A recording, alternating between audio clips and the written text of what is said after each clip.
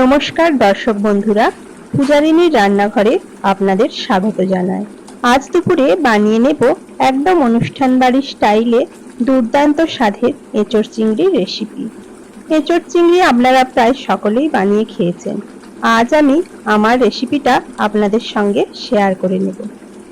তাহলে দেখা যাক। এঁচোড় চিংড়ি বানানোর জন্য এখানে আমি নিয়ে নিয়েছি 200 গ্রাম বড় সাইজের চিংড়ি মাছ।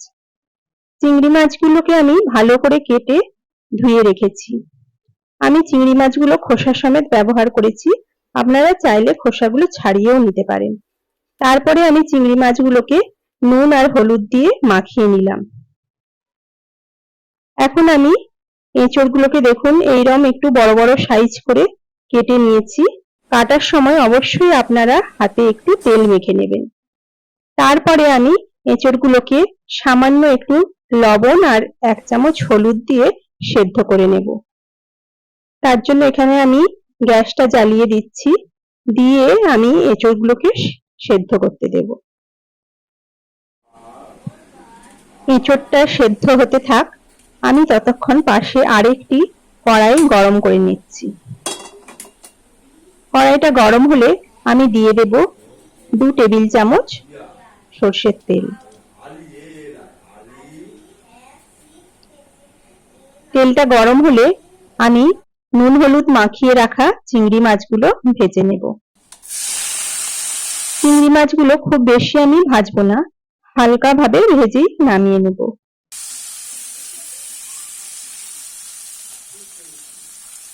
দেখুন এইভাবে চিংড়ি মাছগুলো অল্প ভাজা ভাজা করে নিতে হবে। চিংড়ি মাছগুলোকে আমি নামিয়ে নিয়ে ওই কড়াতেই আমি আরো কিছুটা তেল দিয়ে দিলাম। তারপরে আমি ভেজে নেব কেটে রাখা আলু। আলুগুলোকে আমি দেখুন এইভাবে ছোট ছোট টুকরো করে নিয়েছি, দিয়ে আলুগুলোকেও আমাদের লাল করে ভেজে নিতে হবে।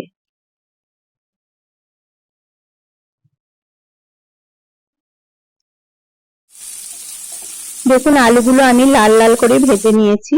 এখন আলুগুলোকে আমি কড়া থেকে তুলে নেব।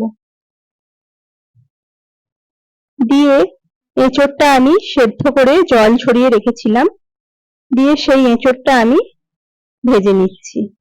এইভাবে এঁচড়কে আপনারা একটু ভেজে রান্না করবেন, তাতে এঁচড় চিংড়ির স্বাদটা অনেক ভালো হয়।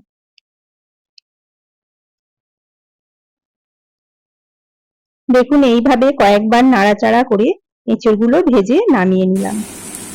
এখন কড়াটা আমি পরিষ্কার করে তাতে দিয়ে দিচ্ছি 4 থেকে 5 চামচ সরষের তেল।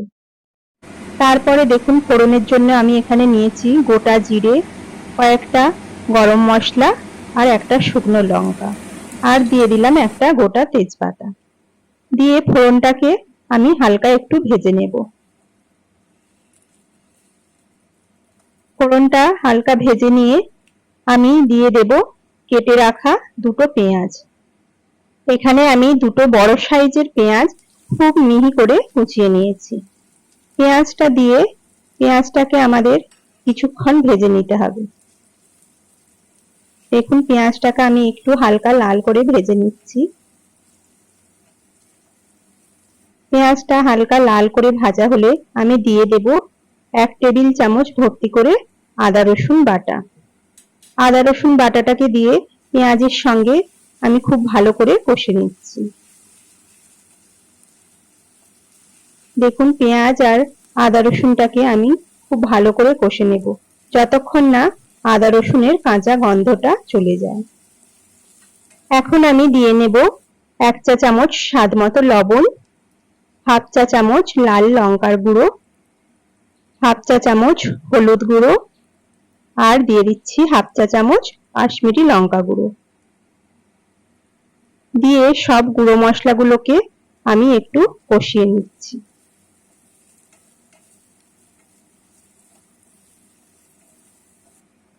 এখন আমি এখানে সামান্য একটু জল অ্যাড করছি, যাতে মশলাগুলো কড়ার নিচে লেগে না যায়। দিয়ে এইভাবে কয়েক মিনিট নাড়াচাড়া করে আমি কষে নেব। তারপরে দিয়ে দেব 1/2 চা চামচ জিরে গুঁড়ো, আর হাফ চা চামচ ধনে গুঁড়ো দিয়ে এটাকেও আমরা খুব ভালোভাবে মশলাটার সঙ্গে মিশিয়ে নেব। মশলাটার সাথে মিশিয়ে নিয়ে আমি দিয়ে দেব পেস্ট করে রাখা একটা বড় টমেটো। আমি একটা বড় সাইজের টমেটো পেস্ট করে নিয়েছি, সেটা আমি এখন যোগ করলাম। দিয়ে সেটাকেও আমাদের মশলার সঙ্গে খুব ভালো করে কষিয়ে নিতে হবে। এখন আমি এই মশলাটাকে একটু ঢাকা দিয়ে রান্না করে নেব। দেখুন আমি 2 মিনিট ঢাকা দিয়েছি। 2 মিনিট পরে ঢাকনাটা খুলে দেখাচ্ছি কতটা মশলাটা থেকে তেল ছেড়েছে। দেখুন আমি মশলাটাকে আরো কিছুক্ষণ নাড়াচাড়া করে দিয়ে দেব ভেজে রাখা এঁচড়গুলো, আর দিয়ে দেব ভেজে রাখা আলু। দিয়ে সবকিছুর সঙ্গে আমাদের খুব ভালো করে মিশিয়ে নিতে হবে। দেখুন আমি সবকিছু খুব ভালো করে নেড়েচেড়ে মিশিয়ে নিচ্ছি। মশলাটা কষাতে কষাতে আমি বলে রাখি, আপনারা যারা আমার রান্না দেখছেন, আমার রান্না পছন্দ করছেন, তারা যদি কেউ এখনো আমার চ্যানেলটি সাবস্ক্রাইব করে না থাকেন, দয়া করে আমার চ্যানেলটিকে সাবস্ক্রাইব করে দেবেন আর আমার পাশে থাকবেন। চিংড়ি মাছগুলো দিয়ে এঁচড়টা কষানো হয়ে গেলে আমি এখানে দিয়ে দেব পরিমাণ মতো জল। এখানে আমি 2 কাপ পরিমাণ জল যোগ করলাম। এখানে আমি নরমাল টেম্পারেচারে জল ব্যবহার করেছি, আপনারা চাইলে হালকা গরম জলও ব্যবহার করতে পারেন। তারপরে আমি সমস্ত কিছুকে জলের সঙ্গে খুব ভালো করে মিশিয়ে নেব। দেখুন এইভাবে নাড়াচাড়া করে আমি সমস্ত কিছুকে খুব ভালো করে মিশিয়ে নিয়ে ঢাকা দিয়ে মিডিয়াম ফ্লেমে রান্না করে নেব 10 থেকে 15 মিনিট। তারপরে ফিরে এলাম 15 মিনিট পরে। দেখুন আমাদের এঁচড় চিংড়ির কালারটা কত সুন্দর এসেছে, আর এঁচড় আলুগুলো আমাদের একদম খুব ভালোভাবে সেদ্ধ হয়ে গেছে। দেখুন আমি একটা ভেঙে দেখিয়ে দিচ্ছি।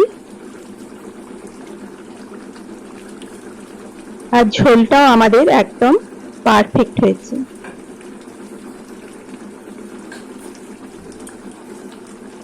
তারপরে এই পর্যায়ে আমি দিয়ে নেব 1 চা চামচ গরম মশলার গুঁড়ো আর 1 চা চামচ ঘি দিয়ে আমি এটাকেও খুব ভালোভাবে মিশিয়ে নিচ্ছি।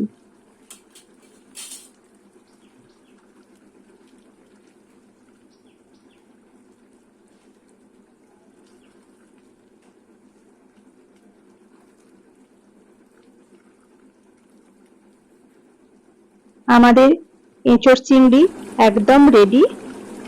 গরম গরম ভাতের সঙ্গে পরিবেশন করে নেব। যদি আমার আজকের রেসিপি আপনাদের ভালো লাগে, তাহলে অবশ্যই আপনারা একদিন বানিয়ে ফেলুন অনুষ্ঠান বাড়ির স্বাদে এঁচড় চিংড়ি।